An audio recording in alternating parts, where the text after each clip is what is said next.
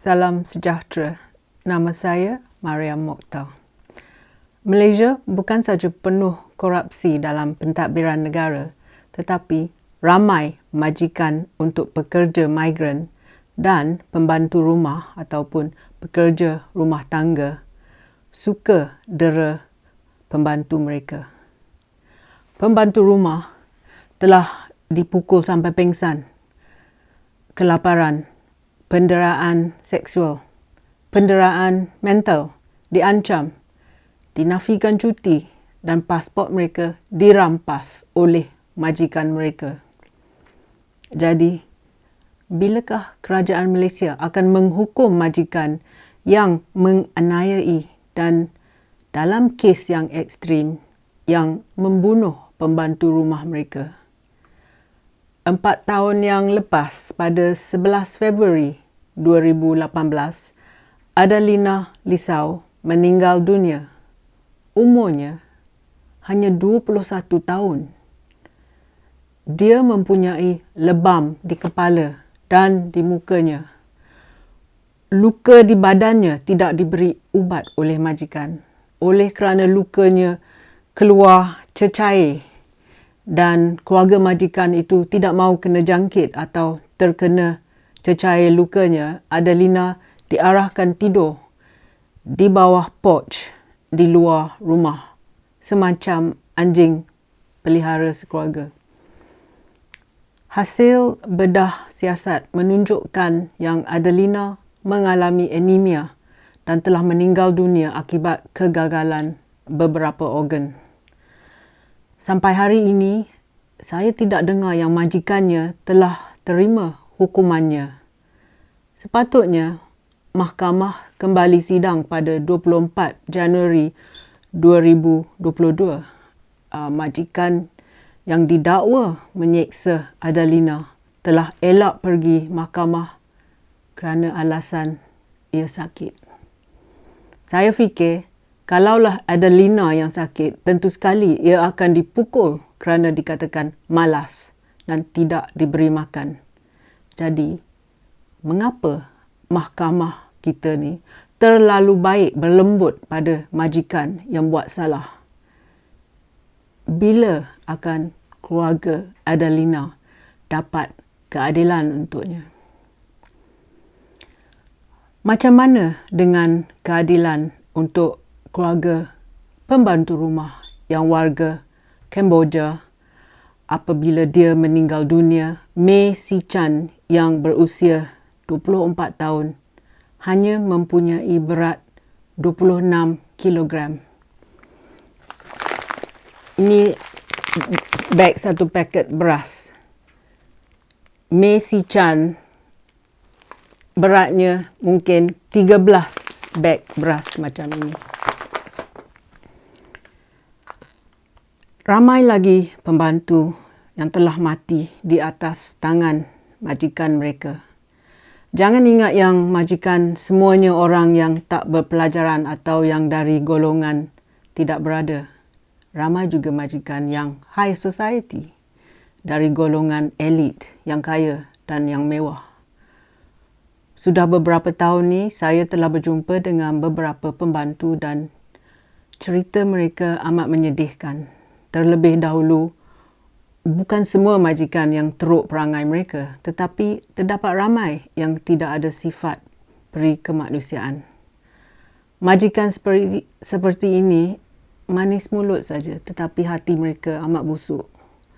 Mereka anggap pembantu sebagai hamba mereka, slaves. Pada pemikiran mereka, duit sudah dibayar untuk mendapati perkhidmatan pembantu. Jadi, mereka anggap yang mereka memiliki pembantu mereka. Dan sebagai hak milik, mereka fikir yang mereka boleh buat apa saja yang mereka sukai. Bukan saja mereka, tetapi anak mereka pun boleh buat apa saja yang mereka hendak ke atas pembantu mereka. Satu pembantu mendakwa yang hidupnya dengan majikan seperti dalam penjara.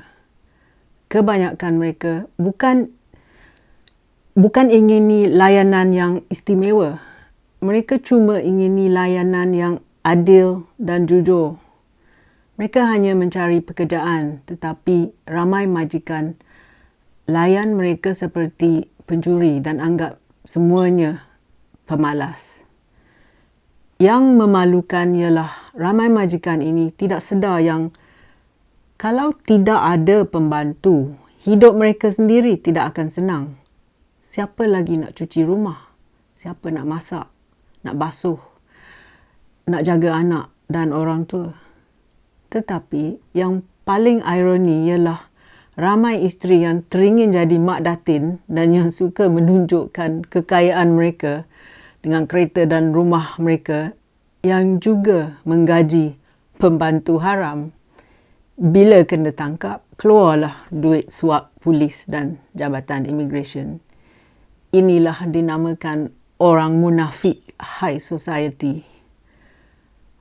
Senarai yang saya akan beri ini adalah perkara yang beberapa orang akan anggap mungkin perkara yang kecil. Tetapi pada saya dan mungkin pada anda, kesemua isu ini adalah perkara yang serius.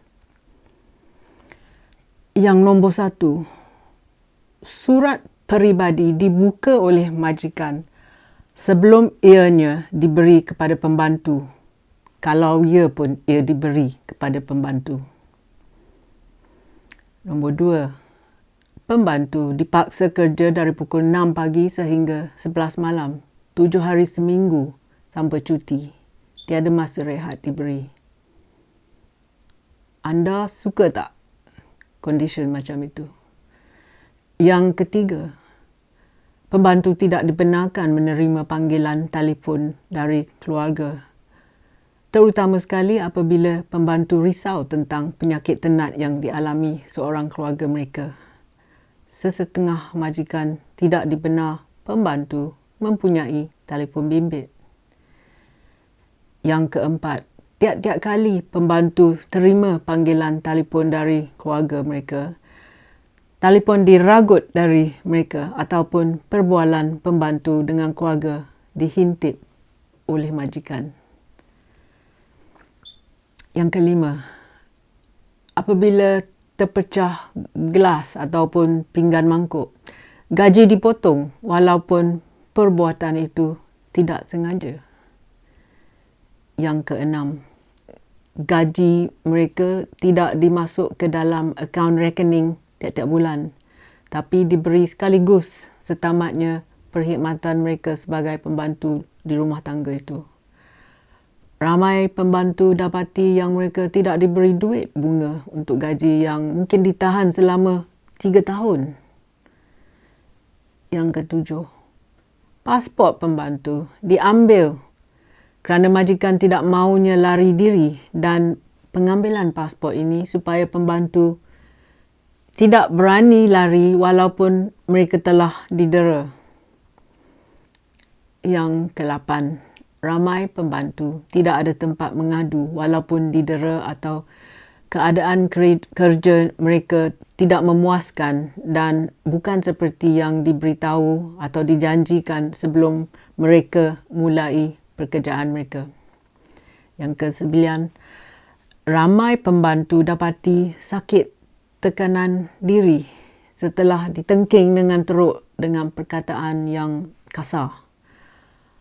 Apa yang pembantu patut buat jika muka mereka dilempang oleh majikan dan juga oleh anak majikan? Dan yang ke-10, apa patut pembantu buat jika majikan memperkosakan mereka dan pembantu takut dipukul jika mereka buat aduan?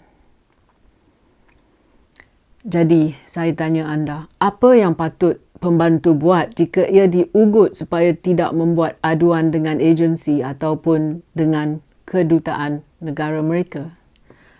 Ada juga pembantu yang cerita mereka diberi uniform atau pakaian seragam seperti pekerja dalam kilang. Realitinya untuk ramai pembantu di Malaysia ialah ribuan pekerja rumah tangga menerima semua bentuk eksploitasi dari majikan mereka.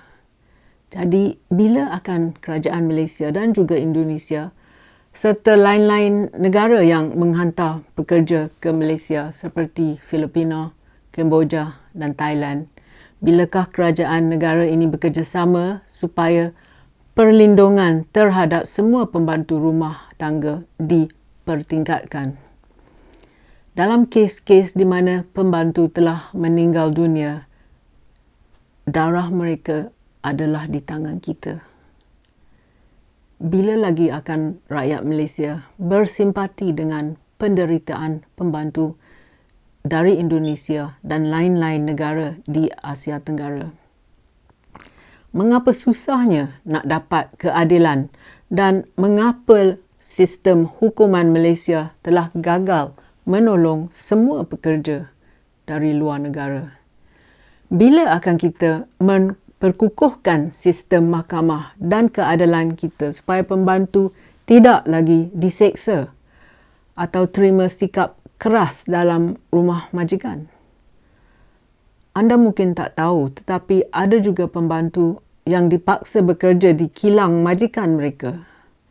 Selalunya, majikan ini mempunyai kilang yang haram, tetapi kerajaan tutup mata sebelah kerana ada kabel ke atas.